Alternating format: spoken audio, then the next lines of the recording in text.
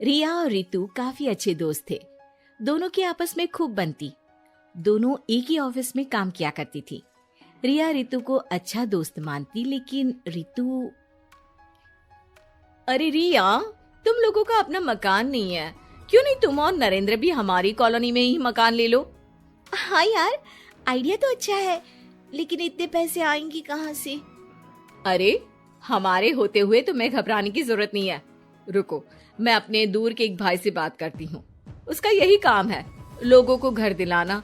थोड़ा सा कमीशन लेता है, लेकिन मार्केट के रेट से कम दामों में घर भी दिला देता है।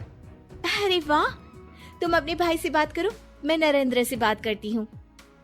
रितु रिया के जाने के बाद अपने भाई को फोन करती है। अरे भाई, कोई मकान बिक रहा हो तो बताओ, मेरी एक सहेली को चाहिए। अरे है ना, पूरे 40 लाख का है। ओ भाई, ठीक है, फिर मैं उसे 45 लाख का बोलूंगी। दोनों मिलकर 5 लाख का आधा आधा बांट लेंगे, ठीक है? रितु रिया को मकान दिला देती है, लेकिन एक दिन उसका नया मकान देखने नरेंद्र की बहन आती है। अरे भैया, मकान तो अच्छा है, कितने का लिया? तुम्हारी भाभी की सहेली ने दिलवाया है, बड़ा ही ठीक रेट में मिल गया नीरू, सिर्फ 45 लाख का। तभी नीरू का पति बोलता है। नरेंद्र, ये तो बहुत महंगा है। मेरे दोस्त ने भी यही मकान सिर्फ 38 लाख में लिया है।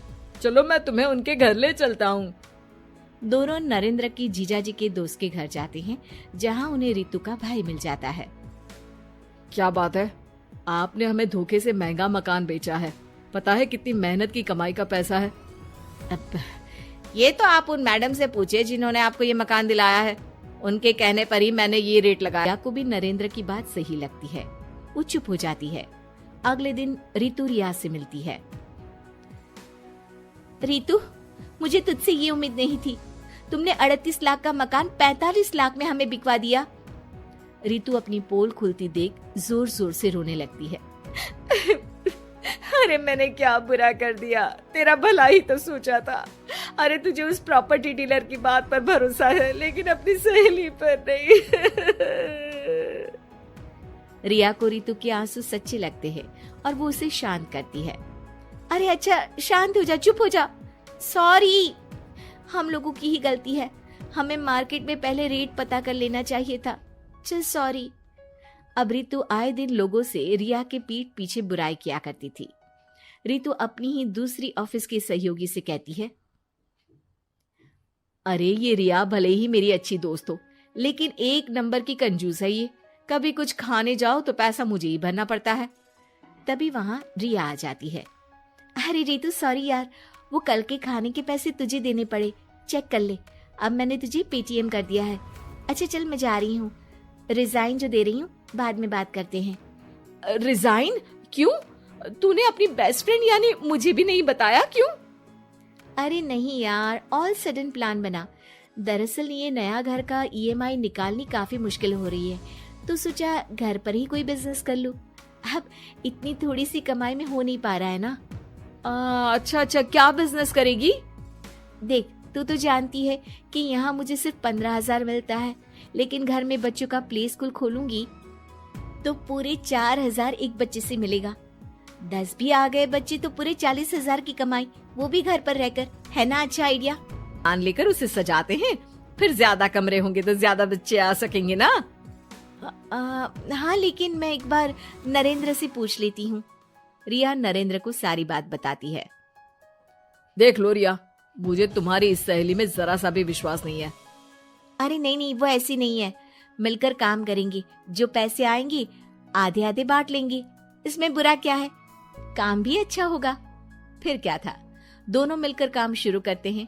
पूरा कमरा बच्चों के हिसाब से सजा दिया जाता है। टीवी, फ्रिज, बेड और न जाने क्या क्या। तेरे और मेरे मिलाकर 2 लाख का खर्च हो गया।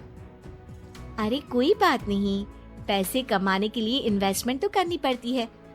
अब इतनी बड़ी रकम है, अच्छा है कि दोनों ने मिलकर कर ली, वरना एक के बस की तो बात नहीं है। हाँ, लेकिन अब मैं ना एक बात बोलना चाहती हूँ। देखो, पिछले 2 महीनों से जब से ये काम चल रहा है, सारी मेहनत मेरी ही है। मैं ही सारा दिन यहाँ का काम देखती हूँ। तो अब मैं तुम्हारे साथ ये काम नहीं करूँगी, अकेले मैं ये स्कूल चलाऊंगी। अरे ऐसे मत बोलो रितु, मैंने नौकरी भी छोड़ दी। थोड़ी बहुत सेविंग्स थी, वो भी मैंने स्कूल को बनाने में लगा दी। अब यार तुम तो आलसी भी हो, मुझे नहीं लगता तुम ये काम कर पाओगी। रितु, नरेंद्र ठीक बोलते थे, तुम भरोसे के लायक नहीं हो।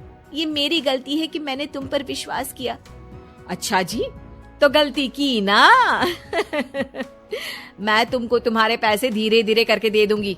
अच्छा होगा कि अब तुम यहाँ से निकल जाओ। बेचारी रिया सर झुकाकर घर वापस आ जाती है। नरेंद्र, वही हुआ जिसका डर था। रितु ने मुझे पार्टनरशिप से हटा दिया।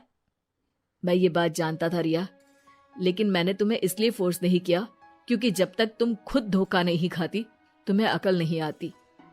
हाँ, लेकिन अब वही जो पहले सोचा था। और फिर क्या, रिया घर से ही बच्चों को संभालने का काम शुरू कर देती है।